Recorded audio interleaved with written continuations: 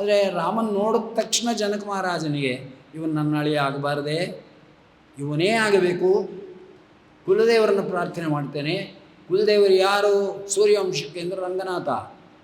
ಏನು ಶ್ರೀರಂಗದಲ್ಲಿ ಇವತ್ತು ಮಲಗಿದಾನೋ ಸ್ವಾಮಿ, ಇಕ್ಕೋ ನೋಡೆ ರಂಗನಾಥನ ಚಿಕ್ಕ ಪಾದವ ಅಂತೀವಲ್ಲ, ಆ ರಂಗನಾಥನೇ ಸೂರ್ಯವಂಶಕ್ಕೆ ಬಂದಿರತಕ್ಕಂಥದ್ದು, ಬ್ರಹ್ಮದೇವರು ಕರಾರ್ಚಿತವಾಗಿರ್ತಕ್ಕಂಥದ್ದು.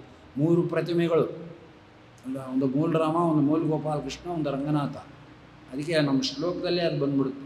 ಗೋಪಾಲಕೃಷ್ಣಂ ಸುಗುಣಾಭಿರಾಮಂ ವ್ಯಾಸಸ್ಯಾಸ್ತಾತ್ ಪ್ರತಿಗೃಹ್ಯ ಮಧ್ವ ಸಮರ್ಚಯಾಮಾಸ ಮಹಾವಿಭೋಗೈ ಬ್ರಹ್ಮಾಯತ ರಂಗಪತಿಂ ಸ್ವತಾತಂ.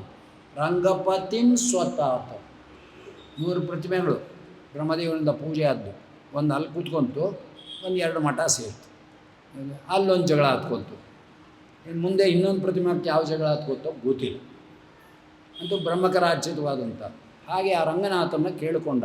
ಆ ರಂಗನಾಥನೇ ಇವನು ಅಲ್ವಾ ರಾಮ, ಚಿಂತನೆ ಮಾಡಿದ. ಹಾಗೆ ಆಯಿತು.